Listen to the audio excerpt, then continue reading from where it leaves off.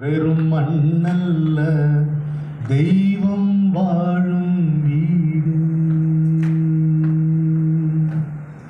தேசம் என்பது மண்ணல்ல, வெறும் மண்ணல்ல தெய்வம் வாழும் வீடு.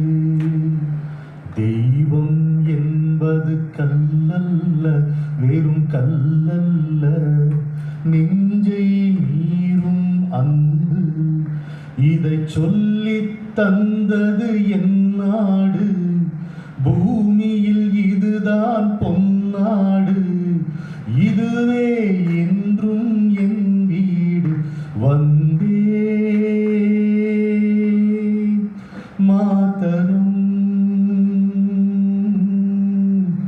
வந்தே மாதரம், வந்தே மாதரம், வந்தே மாதரம். அனைவருக்கும் வணக்கம். பாரத நாடு இந்த பாரி மானிட வாழ்வுக்கு பல கொடைகளை தந்திருக்கிறது. அதில் முக்கியமானது முக்தி அல்லது மோட்சம் என்று சொல்லப்படுகின்ற ஆன்மீக விடுதலை. வேறு எந்த நாட்டிலும் வேறு எந்த மதத்திலும் இந்த கருத்து கிடையாது. மோட்சம் என்பது பாரத மாதா பாருக்கு அளித்த கொடை. அது மாத்திரமல்லாமல் யாரெல்லாம் இந்த முக்திக்கு உரியவர்கள், யாரெல்லாம் இந்த முக்தியை அடையக்கூடும் என்று வரிசைப்படுத்தி சொல்லும் பொழுது நமக்கு மெய்சில் இருக்கிறது. அதாவது பற்றுகள் அனைத்தையும் துறந்து பரத்தை அறியக்கூடிய அந்த முனைப்பிலே தன்னுள் ஆழ்ந்து தவத்தில் இருப்பவன் அவன் முக்தி எய்துவான். இது நமக்கு தெரியும். ஆனால் அடுத்து சொல்லுகிறது பாரதம், இந்த சமுதாயத்தின் மேம்பாட்டுக்காக வெற்றிக்கான எந்த உத்தரவாதமுமே இல்லாமல் ஒரு விஞ்ஞான ஆராய்ச்சியிலே ஈடுபட்டு தன் வாழ்க்கையை முழுக்க முழுக்க கரைத்து கொள்ளுகிறானே, அன்றைக்கால முனிவர்களுடைய இன்றைக்கால வடிவமான அந்த விஞ்ஞானிகள் அவர்கள் முக்தி நிலை எய்தும் தகுதியை பெற்றவர்கள் என்று சொல்லுகிறது. இது போதாதென்று இப்பொழுது எங்கெங்கோ வெளிநாட்டிலே சென்று மிகுந்த செல்வத்தை சம்பாதித்தவர்கள் திடுமென நாட்டுக்கு நாம் என்ன செய்தோம் என்கின்ற அந்த உந்துதல் மேலிட எல்லாவற்றையும் விட்டுவிட்டு இந்த நாட்டிலே ஏதாவது ஒரு நன்மையை செய்வோம் என்று தங்களுடைய வாழ்க்கையை அர்ப்பணித்துக் கொள்கிறார்களே, அவர்கள் முக்தி நிலைக்கு தகுதி வாய்ந்தவர்கள். இந்த மூன்றையும் தாண்டி இன்னொரு நிலையை பாரதம் நமக்கு காட்டுகிறது. எவன் ஒருவன் இந்த நாட்டை வெறும் மண்ணாக கல்லாக பார்க்காமல் மகா சக்தியாக பார்த்து அந்த நினைப்பிலே இந்த நாட்டை வலம் வருகிறானோ, அவன் எந்த ஆன்மீக சாதனையும் செய்யாமலே மோட்சம் எய்துகிறான் என்றும் பறை சாற்றுகிறது. இந்த நான்கையும் சொல்லி அதற்கெல்லாம் சிந்தூரம் இட்டது போல் ஐந்தாவது ஒரு நிலை வைக்கிறது. எவன் இந்த நாட்டையும் இந்த நாட்டிலே வாழும் பெண்களின் மானத்தையும் காப்பதற்காக எல்லையிலே காவல் செய்து எந்த கணமும் மரணம் சம்பவிக்கக்கூடிய ஒரு வாழ்க்கையை வாழ்கிறானோ, அந்த படை வீரனுக்கு பராசக்தி தங்கத்தட்டிலே மோட்சத்தை அளித்து அவனை வாரி தழுவுவாள். அந்த படை வீரர்களுக்கான பாராட்டை செய்கின்ற படைப்பாளர் சங்கம் போற்றுதலுக்குரியது, பாராட்டுக்குரியது, வாழ்த்துக்குரியது. எனவே என்னை இங்கே அழைத்தமைக்காக பத்மன் அவர்களுக்கு என்னுடைய அன்பார்ந்த நன்றியை நான் தெரிவித்துக் கொள்கிறேன். இங்கே என்னால் வர இயலாது என்றுதான் நான் நினைத்திருந்தேன். என்னால் இன்னொரு நிகழ்ச்சி இருந்தது. ஆனால் அந்த நிகழ்ச்சி கொஞ்சம் அட்வான்ஸ் ஆனதுனால நான் இங்கே வருவதற்கு எனக்கு வாய்ப்பு கிடைத்தது. இது பராசக்தி அருள் என்றே நான் நம்புகிறேன். மோட்சம் என்பது பாரதம் கொடுத்த மிகப்பெரிய கொடை. இந்த படை வீரர்களை முதன்மைப்படுத்துவது என்பது முரண் போல தோன்றினாலும் அதுதான் வாழ்க்கையினுடைய நிதர்சனம் என்று நம்ம புரிந்து கொள்ள வேண்டும். பாரதியார் இந்த கொடி கம்பத்தை பார்த்து பாடும் பொழுது, ஓங்கி வளர்ந்ததோர் கம்பம் அதன் உச்சியின் மேல் வந்தே மாதரம் என்றே பாங்கின் எழுதி திகழும் செய்ய பட்டொளி வீசி பறந்தது பாரி. செய்யனா சிவப்பான. ஜெயஸ்ரீ சொன்ன செந்தூரம் என்பது சிவப்பு தான். எனவே அவர்கள் அங்கு சுட்டி காட்டினார்கள்.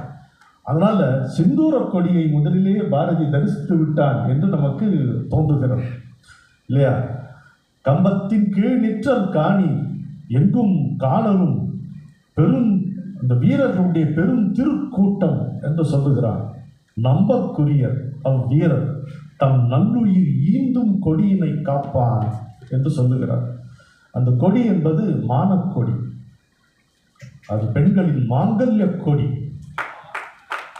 அதனால்தான் இந்த நடவடிக்கை ஆபரேஷன் சிந்தூர் என்பது போர் அல்ல, ஒரு நடவடிக்கை.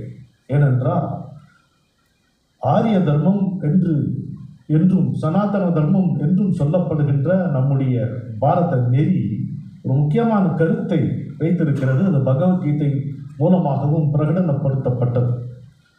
ஒரு பகையை நீங்கள் எப்போது வெற்றி காண்பீர்கள் சொன்னார்ல, பகை நெருப்பு, இன்னொன்று கடல். ஆமாம், இதெல்லாம் முற்றிலும் அழிக்கப்பட வேண்டும். சாணக்கிய நீதியும் அதே தான் சாற்றுகிறது. ஒரு பகை எப்பொழுது அழிக்கப்படுகிறது, எப்பொழுது நாம் வெற்றி பெற்று விட்டோம் என்று சொல்லிக்கொள்ள முடியும் என்றால், பகைவன் முழங்கால் இரண்டும் தேய ஊர்ந்து வந்து உயிர் பிச்சை கேட்கும் போதுதான் the enemy must be made to come down on his knees and beg for mercy. அப்பொழுதுதான் அது வெற்றி பெற்றதாக அடையாளம் என்று ஆபரேஷன் சிந்தூர் செய்து காட்டியது. அதுதான் என்பதை நாம் புரிந்து கொள்ள வேண்டும்.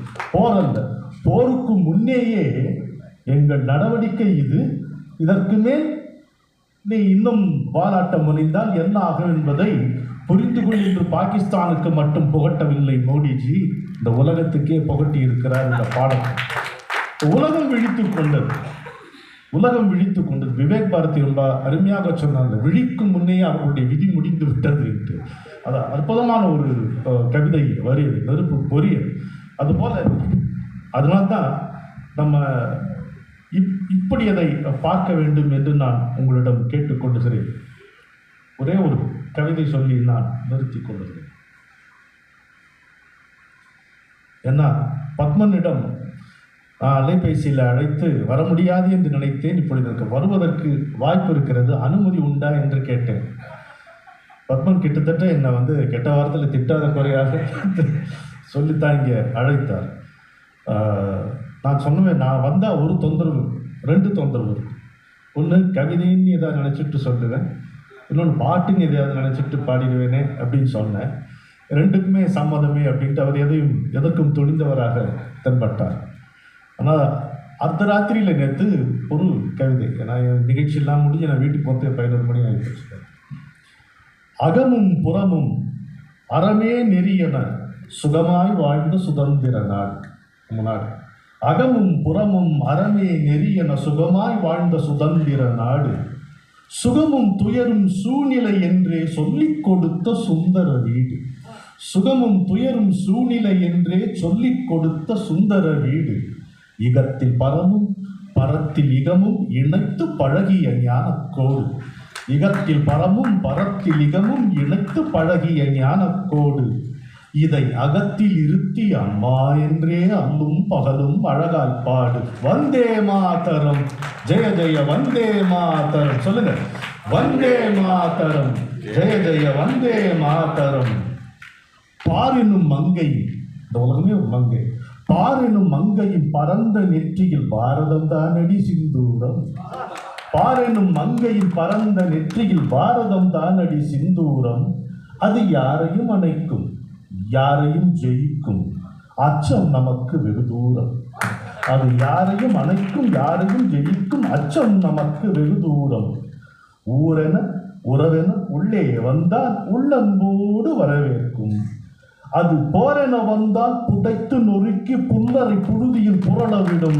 வந்தே மாதரம், ஜெய ஜெய வந்தே மாதரம். சொல்லுங்க, வந்தே மாதரம், ஜெய ஜெய வந்தே மாதரம்.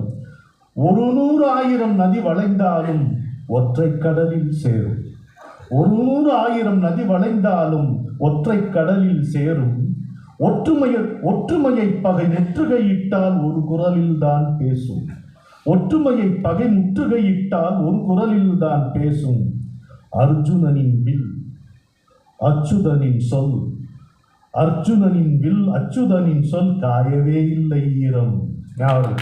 அர்ஜுனனின் வில் அச்சுதனின் சொல் காயவே இல்லை ஈரம். அன்பு வேண்டுமா அன்பு வேண்டுமா அவரவர் விருப்பம் நிறைவேறும். அன்பு வேண்டுமா அன்பு வேண்டுமா அவரவர் விருப்பம் நிறைவேறும். வந்தே மாதரம் ஜெய ஜெய வந்தே மாதரம்.